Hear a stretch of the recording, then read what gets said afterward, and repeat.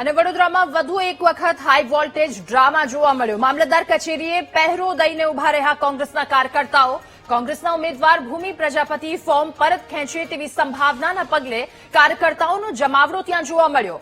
ભૂમિ પ્રજાપતિએ ફોર્મ પરત ખેંચતા રોકવા માટે કોંગ્રેસના કાર્યકર્તાઓ ભેગા થયા। વોર્ડ નંબર 2 માં કોંગ્રેસમાંથી ભૂમિ પ્રજાપતિએ ઉમેદવારી નોંધાવી છે। પોલીસ બંદોબસ્તની સાથે ભૂમિ પ્રજાપતિએ મામલતદાર કચેરી આવશે તેવી ચર્ચાઓ પણ છે। તો ભૂમિ પ્રજાપતિ ફોર્મ પરત ન ખેંચે એ માટે કોંગ્રેસના કાર્યકર્તાઓ મામલતદાર કચેરીએ પહોંચ્યા। ત્યારે બંદોબસ્ત અને મામલતદાર કચેરીએ કોંગ્રેસના કાર્યકર્તા કે જેમનો જમાવડો જોવા મળ્યો। પહેરો દઈને કોંગ્રેસના કાર્યકર્તાઓ ઉભા છે।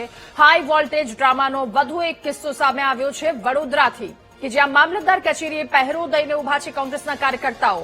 માત્ર 1 કલાકનો સમય હવે, ત્યારબાદ ચિત્ર એ તમામ સ્પષ્ટ થઈ જશે। કોંગ્રેસના ઉમેદવાર ભૂમિ પ્રજાપતિ કે જે ફોર્મ પરત ખેંચે તેવી સંભાવનાના પગલે કાર્યકર્તાઓનો જમાવડો ત્યાં જોવા મળ્યો।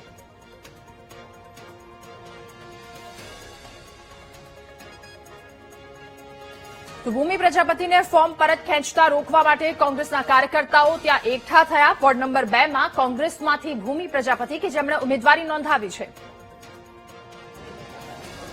વડોદરા મહાનગરપાલિકાના વોર્ડ 11 માં કોંગ્રેસના ઉમેદવારે ફોર્મ પરત ખેંચ્યા બાદ કોંગ્રેસની વધુ એક ચિંતા વધી છે, કારણ કે વોર્ડ 2 ના ભૂમિ પ્રજાપતિ જે કોંગ્રેસના ઉમેદવાર છે અને એ અત્યારે સંપર્ક વિહોણા છે।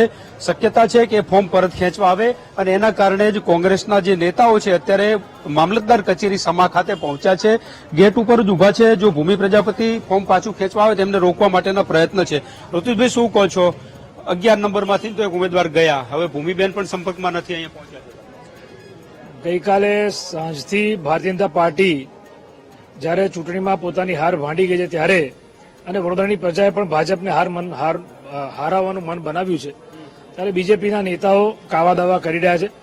લગભગ અમારા 10 થી 12 ઉમેદવારોને આવી રીતે આ લોકોએ વાયા ધાક ધમકી આપીને પોલીસના કેટલાક અધિકારીઓને ફોન કરાવીને પ્રયત્ન ચાલુ કર્યા હતા।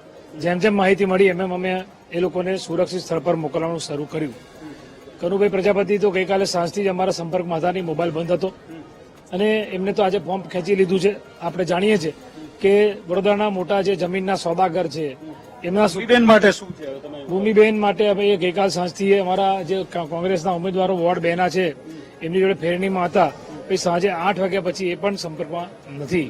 એમના મધરને અમારા જે બેન ઉમેદવાર છે મળવા ગયા હતા, એમને એવું કીધું કે ભાઈ સાસરીમાં ગઈ છે। એમના સાસરીમાં બાજુ અમે તપાસ કરીને આવ્યા, એમના ઘરમાં એમના બધા સગાવાલા તે અમારા આગેવાનો તપાસ કરીને આવ્યા પણ સંપર્કમાં નથી અને માટે અમને બીક છે કે એ પણ કદાચ અહીંયા ફોર્મ પાછું ખેંચવા આવે। 3 વાગ્યા સુધીનો સમય છે એટલે અમે અહીંયા રાહ જોઈને ઉભા છે। ચિરાગભાઈ કડિયા પણ છે ઉમેદવાર, એ સંપર્કમાં છે? ચિરાગ કડિયા આ રહ્યા, ચિરાગ કડિયા અહીંયા જ છે અને ચિરાગભાઈ કડિયા છે, દીપક પટેલ બાપુ આવી રહ્યા છે, શિબાની ડે અમારા મહિલા ઉમેદવાર છે, એ બધા અમારા સંપર્કમાં છે। એક ભૂમિબેન જે સંપર્કમાં નથી અને એના માટે અમે અહીંયા ઉભા છે। કોંગ્રેસના આગેવાનો અહીંયા ઉભા છે। પોલીસનો પણ પહેરો મામલતદાર કચેરી ખાતે ગોઠવી દેવામાં આવ્યો છે। 3 વાગ્યા સુધીનો સમય છે। આ સમય દરમિયાન જો ઉમેદવાર ફોર્મ પરત ખેંચવા આવે એવી ચિંતાને લઈ અને કોંગ્રેસના જે કાર્યકર્તાઓ છે એમના સાથી જે ઉમેદવારો છે એ પણ પહોંચ્યા છે। ચિંતાનો વિષય એ છે કોંગ્રેસ માટે, કારણ કે એક પછી એક જે રીતે 11 નંબરના વોર્ડમાં કોંગ્રેસના જે ઉમેદવાર હતા એમને ફોર્મ પરત ખેંચ્યું છે, ત્યારે 2 નંબરના વોર્ડ માટે આ ફોર્મ પાછું ન ખેંચાય એના માટે કોંગ્રેસના નેતાઓ અહીંયા પહોંચ્યા છે અને પ્રયત્ન કરી રહ્યા છે। કેમેરામેન કિશોર ક્ષીરસાગર સાથે માનુ ચાવડા, વીટીવી ન્યૂઝ, વડોદરા। ત્યારે આજે ફોર્મ પરત ખેંચવાનો અંતિમ દિવસ અને હવે ઘડીઓ ગણાઈ રહી છે, ત્યારે આ સમયમાં રાજ્યભરમાં જબરજસ્ત અલગ અલગ જગ્યા પરથી ડ્રામા જોવા મળી રહ્યા છે।